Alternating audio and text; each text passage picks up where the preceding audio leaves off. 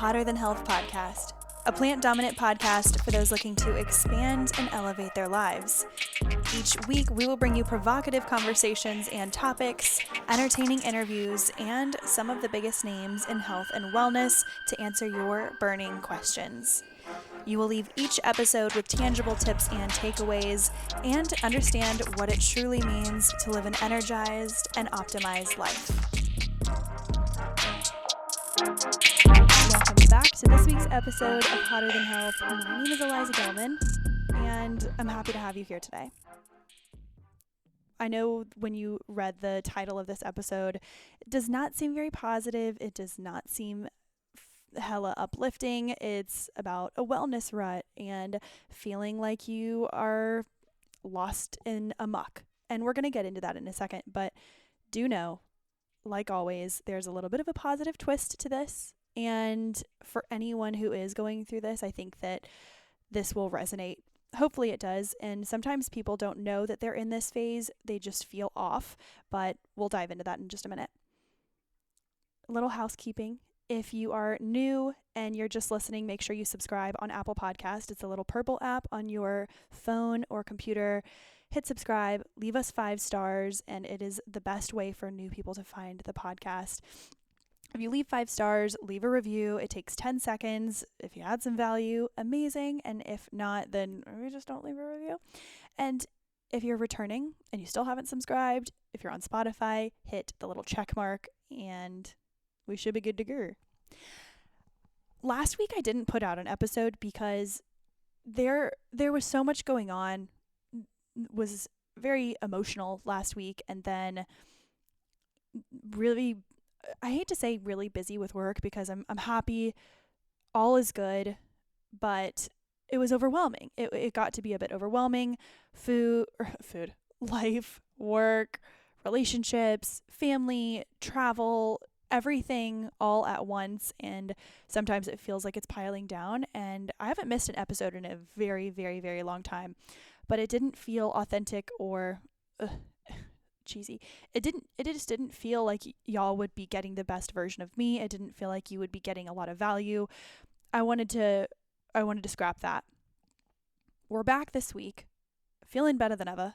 And although I'm sitting in the office and it's very cold, so I feel a little teeth chattery, but other than that, feeling good. And I kept thinking, what do I want to talk about today? And normally there's endless possibilities. There really are. But if you want to be engaging and if you want to be excited and have people feel like they're leaving with something, then you have to be at least vibing with that content. I'm sure that you've seen people on Instagram or in other podcasts where they're having an interview or they're having a conversation or they're just ranting themselves, and they don't seem that into it. It almost seems like they're reading off of a script, and they just don't seem that energized about it. It's subliminal, but it doesn't feel good. It doesn't feel good to listen to, and it doesn't feel good to be doing on the other end. I wanted to wait until this week because I feel a little more level-headed. It's a Sunday, and I'm doing some work on a Sunday because it's nice to do work when no one's around. You can just be quiet. I had an audiobook playing, and I've just been doing tasks, not mindless tasks, but getting things done that will help me get ahead for the next week. Just because, again, I'm like, okay, if we're going to be a busy week, then let's plan ahead. Because this week, I really want to focus on my people. I want to focus on work. I want to focus on all the good things that are happening and all of the amazing things that I want to be giving my time to that aren't just work and getting tasks through. And it's so crazy. This is, again, tangent. Hello. When you sit down and you look at all that you need to do for the week ahead, then you say, oh, well, this actually is a lot more than I anticipated. And if you take off little chunks, that's why I like working a couple hours a day and then having a few days where you work like a full 8 hours. But I find it so much more appealing to come into the office on a Saturday or Sunday. And granted, the office is teeny, do a little bit of that work And today I figured I would do the same and just record remote for the podcast. Thought this was a good time as any. But today I wanted to talk about a wellness rut because I wanted to normalize a couple of things. Some people think that when they're in a wellness rut, they may end up losing all their progress, their motivation. They feel like they will plateau and go back to their evil ways. And I think it's important to recognize that sometimes if it feels like you're in a rut, it could be that you are simply at that comfort stage. Because it's not always easy to implement a new habit. Let's say you just got the Organifi greens juice. You're trying to do that every single morning, and for the first couple of weeks, maybe even a month, you're like, I am killing it. I'm feeling so good. This is a part of my new routine, new me, new year. Get after it. That becomes then second nature. After that has become second nature, it's become a habit, it now feels like your norm. And then, okay, well, now that I've got this down, what else can I add? Maybe you add in journaling or meditation, or you go for a walk, or you say, I want to get into a new fitness class, or do some breath work, whatever that may be. Or if you just want to try, you're like, okay, I'm going to try a new recipe, one recipe a week, or bake something healthy once a week. Okay, that's all fun. That's all good. You're starting to implement, but that it doesn't necessarily feel like a new habit. It more so feels like you're adding in these extraneous little wellness elements that might make you feel better at the time. And I think it's important to say that being in that quote unquote wellness rut is not always a bad thing. And I think that the word rut makes sense because you are getting in. Oh, I just got a nice text. That made me happy. But it may just mean that you are in a comfortable situation and you have really fully implemented a new habit in. Here's how I look at it. If you look at all of your habits on a week by week basis, it will seem super daunting, or it will seem like you have made zero progress. For example, let's say, okay, January 1st, you are going to start incorporating greens juice, and you're going to start working out 4 times a week, and you're going to start walking every day, and you're going to start calling your family and thinking more positively and, manifesting, doing all these things, asking for a raise at work, or really just trying to stay organized. Maybe you got a new you got a new agenda or journal, and it's helping you stay organized. Maybe one of those habits sticks throughout the year, or even 6 months. Maybe the other 3 or 4 don't.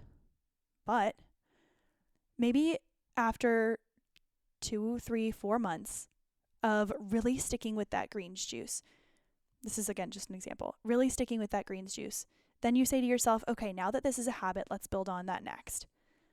So maybe in the beginning of the year, we look at what do we want our lives to look like in a year? If you can implement one new awesome healthy habit in each pillar of your life, for me that would be health, relationships, and career. If I can implement one really healthy habit into my health throughout the year, maybe that is taking magnesium consistently, as well, I'm making this a combo, as well as incorporating the supplementation that I've been doing, but make it really consistent. If I can do that for the year, or at least pretty consistently throughout the year, and then in my relationships, maybe with my significant other, it is an absolute committed, massage once a week that we give each other. Oh, that sounds amazing. Maybe that's it, because it's like a standing date that you don't budge. And then for career, maybe you say, I want to reduce or increase the amount of work that I get done in a shorter period of time. I want to spend less time on my phone during work so that I can be as effective as possible, which leads me to having more time to take a walk, having more time to spend with my partner. Those things are so impactful and so compounding.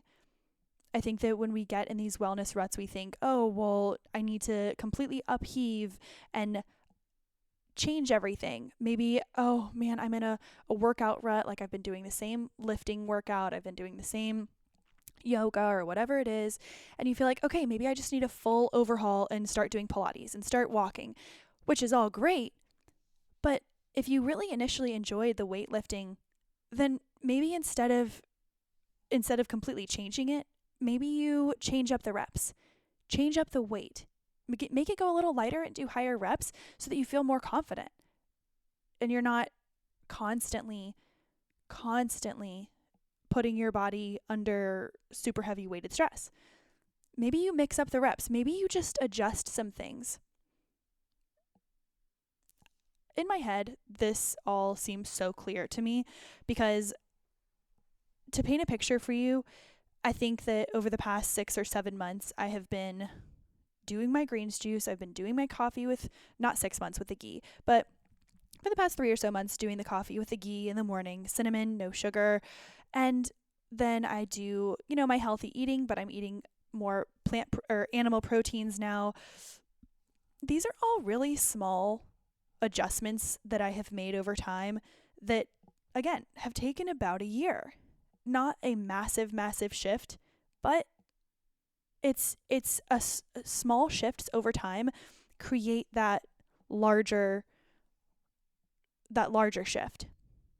Maybe you are working on a relationship and you want to make it stronger, and whether it's a friendship, a significant other, someone in your family, maybe it's once a week committing to asking them how they're doing and then really listening. If you do that once a week, that's 52 more conversations that you would have with that person that you are simply focused on listening. And that will make someone feel heard and loved. And then if it's career, maybe Monday through Thursday, you delete Instagram and TikTok off of your phone from 9 to 4. That's what I've been doing, and it's been changing the game.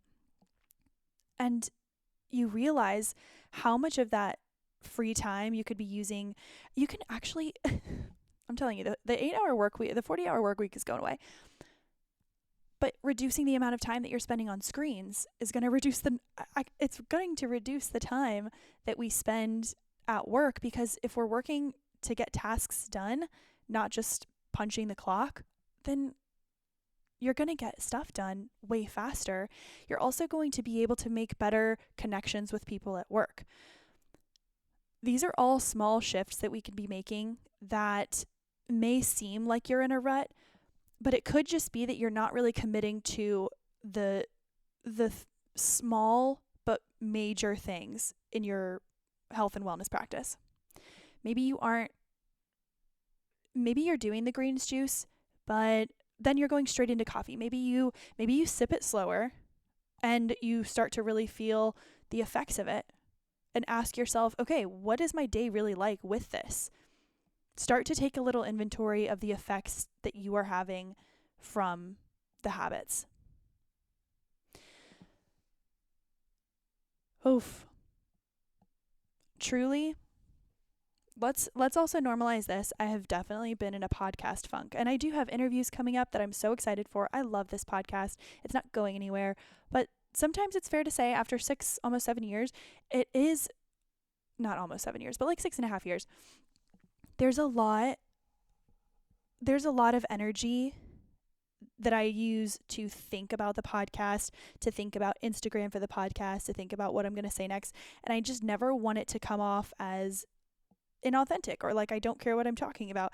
That's why I wanted to get on here and express, hey, I feel like I've been in a little bit of a rut, but I do think that that's okay, because there are other things that are incredibly important to me right now. So I just need to focus on the foundational habits that make me a better person. Does that make sense?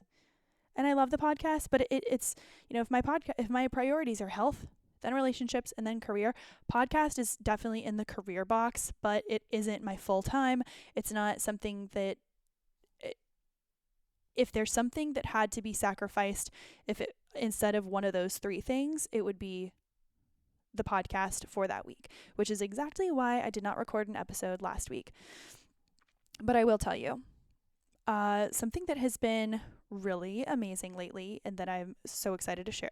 Not so excited to share. Wow, this is not novel. This is not by any means groundbreaking, but I have been wanting to I wanted something simple, but I was never sick of, but I was like, okay, I need to change it up from the salmon fillets. So I've been going to the fresh market, and you can go to a Harris Teeter or a Ralph's or wherever you're listening. You can go to your seafood counter station, wherever you are.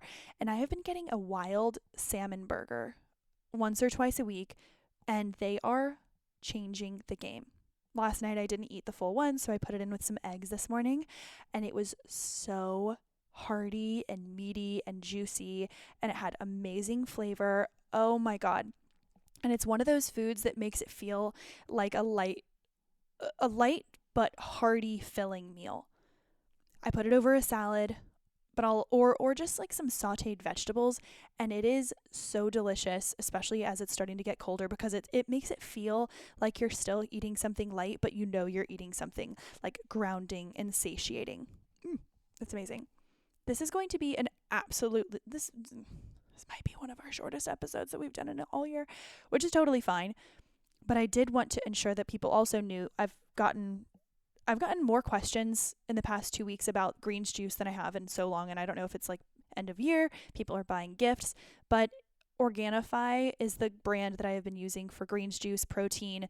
The Shilajit gummies that I've been taking twice a day, I'm obsessed with. Haven't been sore from a workout and I don't know if this is all from the Shilajit, but they are these little tiny superfood gummies. And if you get Shilajit anywhere else, it usually tastes like garbage. This does not. They are 2 little gummies. They taste a little bit vanilla-y. They don't have a ton of flavor, but look, I honestly just feel really cool taking them. They're badass, great for mitochondria, great for cell health, muscle health, brain health, all over, detoxification, all of your cellular functions. I'm obsessed. But if you are interested in any of the products, or if you want to scope out the greens juice, then highly recommend. They will likely be, I would just, if you're going to order it, I would order it soon, just because I feel like during the holidays they do so many sales because people are trying to stay healthy when they travel. I would highly recommend the crisp apple greens juice and getting some protein before the end of the year. Before the end of the month, honestly, because it will last you a while. And if you do half a scoop of the greens powder like I do, then you will, no question, it will last you 3 months. And then you can have it on like a 90-day subscription. That's what I do. It works for me. I take it every single morning. But the code is HTH. You can go to Organifi.com/HTH, or go to Organifi.com and just check out all of their products. Use the code HTH. If you're on my Instagram at ElizaG_wellness, I have a whole highlight for Organifi, and you can check it out. The link is in there. It'll take you directly to it. But I hope you all have enjoyed this brain dump and have an amazing rest of your week.